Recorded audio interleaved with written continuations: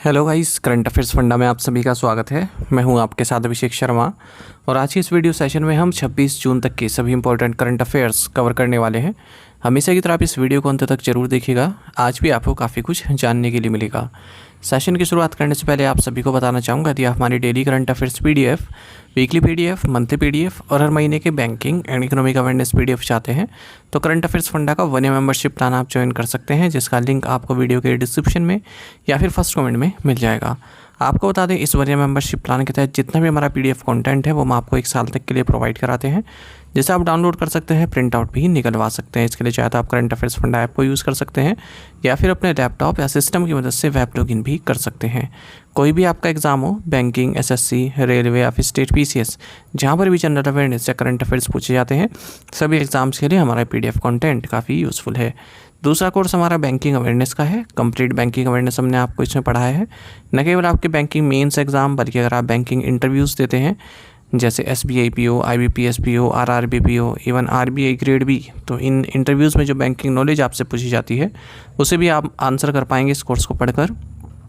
साथ ही साथ SSC, railway, state PCS जैसे एग्जाम्स में इंडियन इकोनॉमी के की कंसेप्ट पर जो क्वेश्चन पूछे जाते हैं, जैसे जीडीपी पर क्वेश्चन पूछे जाते हैं, 5 ईयर प्लान पर क्वेश्चन पूछे जाते हैं और नीति आयोग पर अब क्वेश्चन पूछे जाने लगे हैं। 5 ईयर प्लान पर क्वेश्चन होते हैं। RBI, SEBI, SIDBI, NABARD, IRDI, different types of banks in India, जैसे private sector banks, private public sector banks, small finance bank और payment bank, money market, capital market, types of poverty, types of inflation, types of unemployment, economic terms, financial terms, Indian economy संबंधी जो schemes government of India ने launch की हुई हैं, तो A to Z आपको सब कुछ इसमें मिलेगा।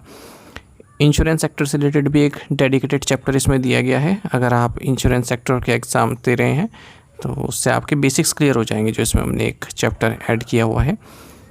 तो डेमो वीडियो लेक्चर्स और डेमो पीडीएफ्स भी अवेलेबल है करंट अफेयर्स फंडा ऐप पर, आप जाकर उन्हें देख सकते हैं। उनसे आपको एक आइडिया लग जाए किस तरह कंटेंट हमने आपको इन कोर्सेज में प्रोवाइड कराया है। दोनों ही सेपरेट कोर्सेज हैं, यानी कि अलग अलग आपको बाय करने होते हैं, बैंकिंग अवेयरनेस का भी और करंट अफेयर्स का भी।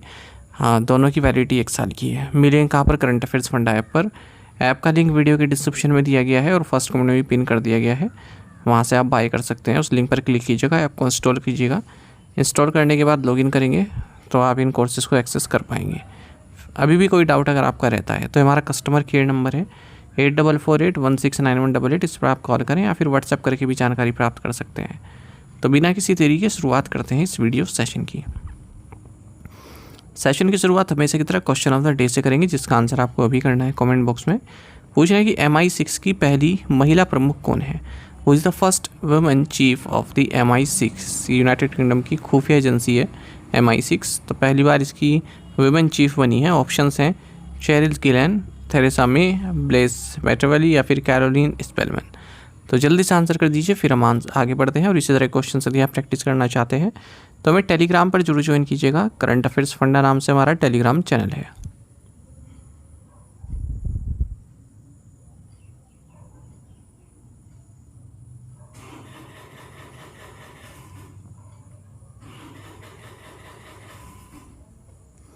What is India's rank in the Sustainable Development Goals Index 2025? सतत विकास लक्ष्य सूचकांक 2025 में भारत का स्थान क्या है? ऑप्शंस आपके सामने है। सही आंसर ऑप्शन बी है 99। राइट साइड में आप टॉप 10 कंट्रीज देख सकते हैं। सस्टेनेबल डेवलपमेंट गोल्स इंडेक्स 2025 में टॉप किया है फिनलैंड ने। इंडिया पहली बार टॉप 100 कंट्रीज़ में अपनी जगह बना पाया है। यदि हम सस्टेनेबल डेवलपमेंट गोल्स इंडेक्स की बात करें तो 2025 में इंडेक्स जारी किया गया है और 167 नेशंस में भारत की रैंक 99 आई है। इस इंडेक्स को रिलीज़ किया गया UN sustainable development solutions network के द्वारा। तो 0 से 100 तक का स्कोर दिया जाता है कंट्रीज़ को। 100 मतलब उस कंट्री ने सभी सस्टेनेबल डेवलपमेंट गोल्स अचीव कर लिए हैं और 0 मतलब वो कुछ भी अचीव नहीं कर पाया, ना ही उस और प्रयास उसने किए हैं। तो जो लेटेस्ट रिपोर्ट है इसमें भारत का स्कोर 67 है इस SDG इंडेक्स में, और 2024 में 109वीं रैंक थी। इस बार 2025 में 99 रैंक है हमारी। चाइना की 49th रैंक है, यूनाइटेड स्टेट्स की 44th रैंक है। तो 17 सस्टेनेबल डेवलपमेंट गोल्स हैं यूनाइटेड नेशन मेंबर्स द्वारा 2015 में इनको अडॉप्ट किया गया था कि 2030 तक हम इन्हें अचीव करेंगे।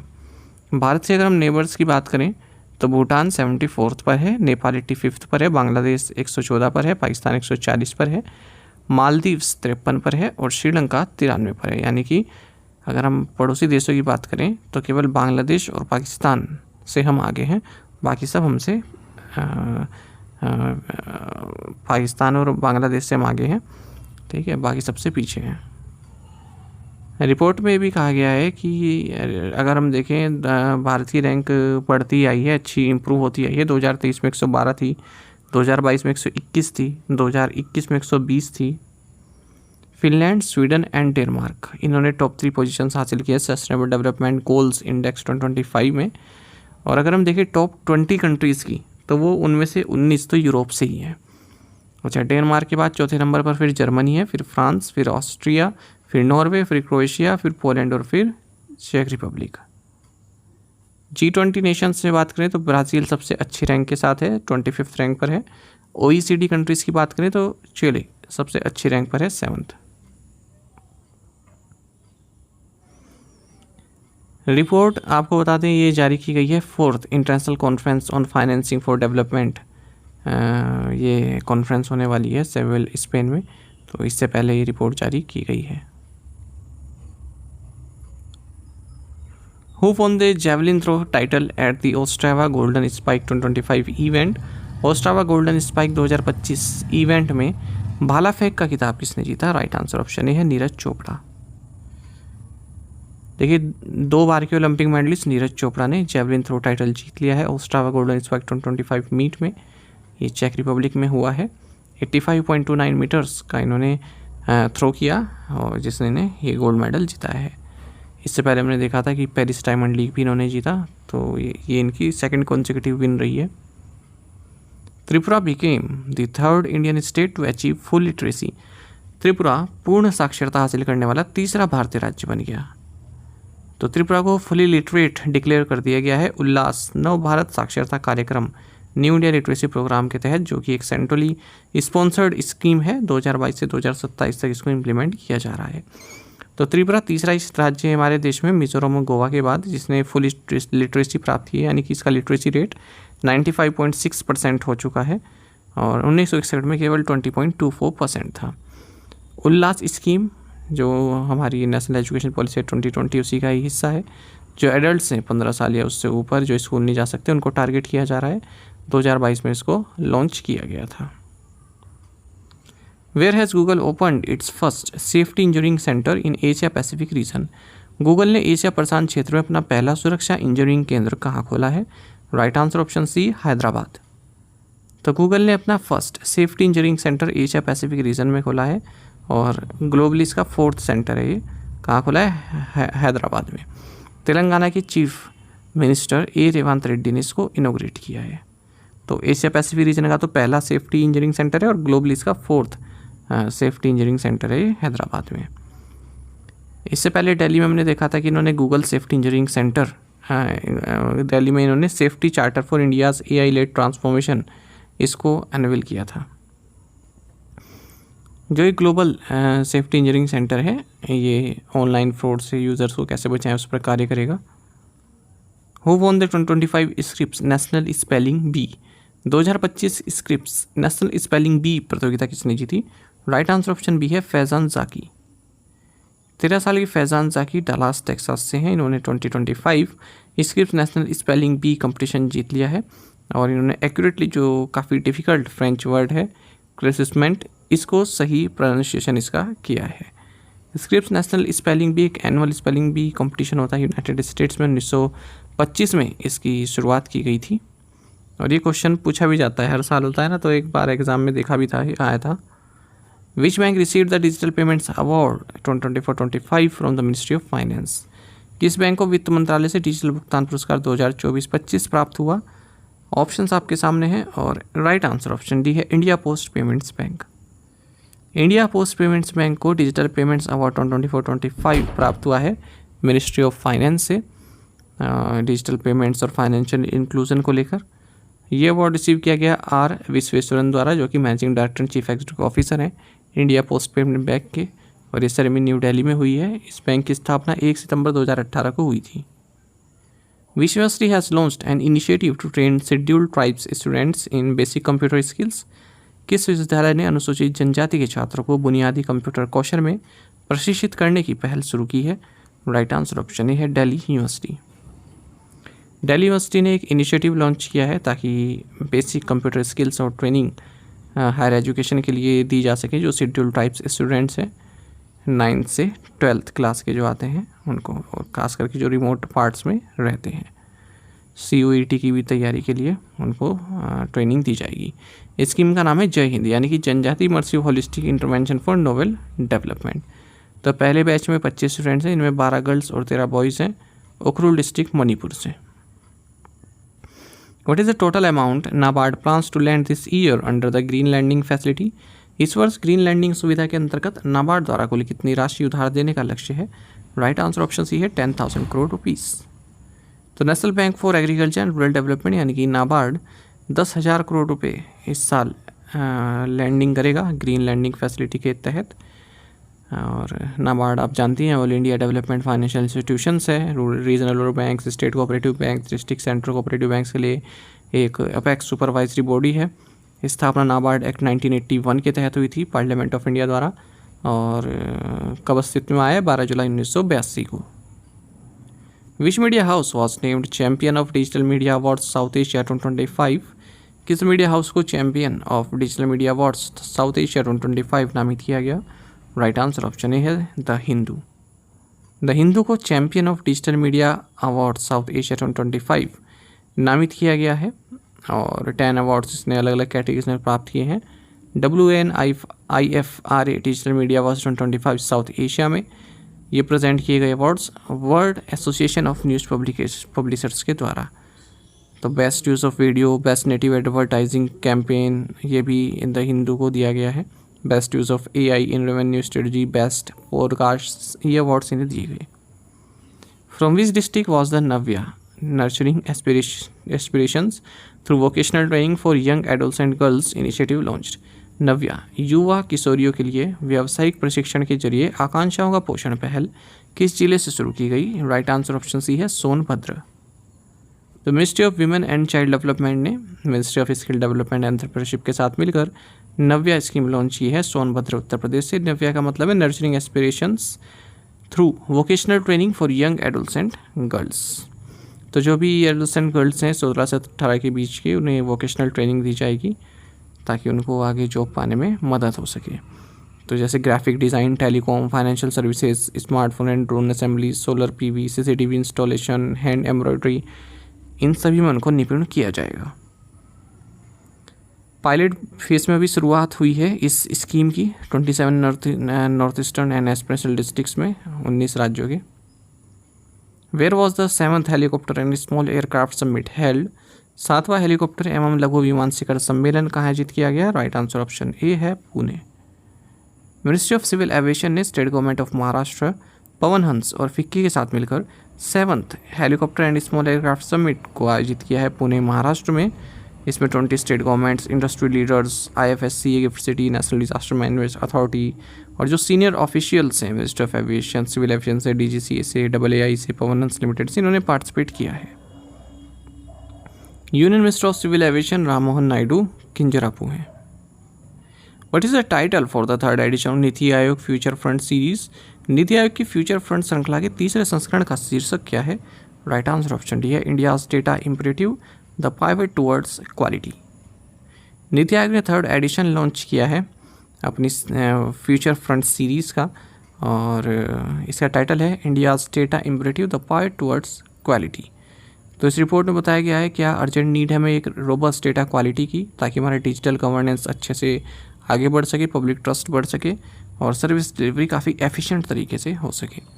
The report critically examines the pervasive challenges posed by poor data quality and introduces practical, easy to use tools, data quality scoreboard to measure and track data quality attributes।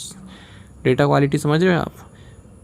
Data quality मतलब जैसे हमें कोई सर्वे ही करना है, किसी मान लीजिए cast सर्वे ही करना है, तो अच्छे से उसका डेटा हमें मिला ही नहीं है तो उसका सर्वे का कोई फ़ायदा नहीं है। ठीक है, तो कोई सर्वे कर रहे हैं उसका डेटा हमारे पास हो, कोई योजना हम बना रहे हो तो किसको हमें टारगेट करना है उसका अच्छा डेटा हमारे पास हो, सही डेटा हो, एक्यूरेट हो, प्रिसाइज हो। But who is the chairperson of the technical expert group on all India household income survey formed by ministry of statistics. सांख्यिकी मंत्रालय द्वारा गठित अखिल भारतीय घरेलू आय सर्वेक्षण पर तकनीकी विशेषज्ञ समूह के अध्यक्ष कौन है? राइट आंसर ऑप्शन बी है Surjit S Bhalla. Ministry of statistics and programme implementation ने 8 मेंबर की एक टेक्निकल एक्सपर्ट ग्रुप कॉन्स्टिट्यूट की है ताकि नेशनल स्टैटिस्टिक्स ऑफिस को सहायता मिल सके all India household income survey conduct करने में। Economist and former executive director to international monetary fund Surjit S Bhalla इस ग्रुप की अध्यक्षता करेंगे। This is the first of its kind household income survey that the ministry will undertake to get a better picture of income distribution and welfare and aid in data-driven policy making. Survey will also strive to assess the impact of adoption of technology on household income. मतलब wages से related है, किस तरह का income distribution है लोगों में। Which company listed India's first ESG bonds on the National Stock Exchange? किस कंपनी ने भारत के पहले ESG बॉन्ड को नेशनल स्टॉक एक्सचेंज पर सूचीबद्ध किया है? राइट आंसर ऑप्शन डी है लार्सन एंड टर्बो LNT।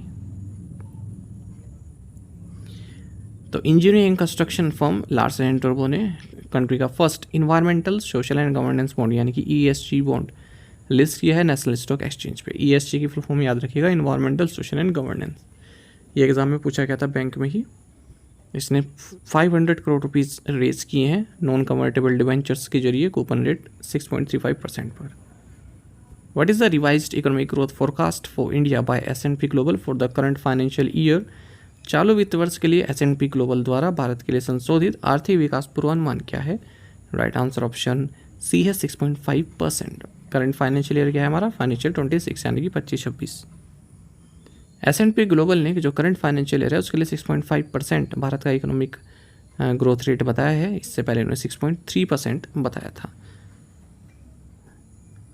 अच्छा, और RBI ने हमने देखा था कि जो मॉनेटरी पॉलिसी कमेटी है उसमें इंडिया का जो GDP ग्रोथ है 2025-26 के लिए वो 6.5% ही बताया इन्होंने भी। अप्रैल से जून क्वार्टर के लिए 6.5%, फिर सेकंड क्वार्टर के लिए 6.7%, थर्ड क्वार्टर के लिए 6.6%, फोर्थ क्वार्टर के लिए 6.3% बताया गया है। Who has been selected as an astronaut candidate by Titan Space Industries? Titan Space Industry द्वारा अंतरिक्ष यात्री उम्मीदवार के रूप में किसे चुना गया है? ऑप्शन डी राइट आंसर है जानवी दंगेटी। तो 23 साल की एनालॉग एस्ट्रोनॉट हैं आंध्र प्रदेश से जानवी। इन्हें एस्ट्रोनॉट कैंडिडेट नियुक्त किया गया है। स्पेस मिशन रहेगा टाइटन स्पेस इंडस्ट्रीज़ का, जो कि एक US बेस्ड प्राइवेट एजेंसी है, स्पेस रिसर्च में कार्यरत है। और इस मिशन को लीड करेंगे विलियम मैक आर्थर जूनियर, जो कि चीफ एस्ट्रोनॉट हैं टाइटन स्पेस मिशन के। तो मार्च 2029 में शेड्यूल्ड है ये फ्लाइट। 5 घंटे तक की फ्लाइट होगी। ये अर्थ को 2 बार ऑर्बिट करेगी। टू द पॉइंट क्वेश्चन, उनके आंसर्स देख लेते हैं। When is the world music day celebrate? June 21। When is the world hydrography day celebrate? 21 June. When is the international Olympic day celebrated? June 23। Where did Narendra Modi lead the 11th international yoga day from Visakhapatnam? Bharat Sanchar Nigam limited announce the soft launch of BSNL quantum 5G FWA in which city? Hyderabad. To the point questions देखेंगे, इनके answer आपको अभी करने हैं comment box में। Who is the author of history that India ignored? Arjuna Awardee Lalit Upadhyay announced retirement from which sport? When is the International Day in support of victim of torture observed? When is the International Day against drug abuse and illicit trafficking observed? Dash has become the first Indian animation film to win the Jury Award for Best Commissioned Film at the NSE International Animation Festival 2025। In 5 questions के answer आपको comment box में देने हैं। यदि एक question का answer भी आता है आपको, वो भी आप अवश्य बताइएगा। और ज़्यादा से ज़्यादा संख्या में पार्टिसिपेट करने की कोशिश किया कीजिए, ये आपसे रिक्वेस्ट है। पार्टिसिपेशन आपका बहुत नील होता जा रहा है, ठीक है। कम से कम 10-15 एस्पिरेंट तो कम से कम आंसर दीजिए, तभी इसका फ़ायदा भी है। साथ ही में टेलीग्राम पर जुड़ ज्वाइन करें। करंट अफेयर्स फंडा नाम से हमारा टेलीग्राम चैनल है। Thank you guys.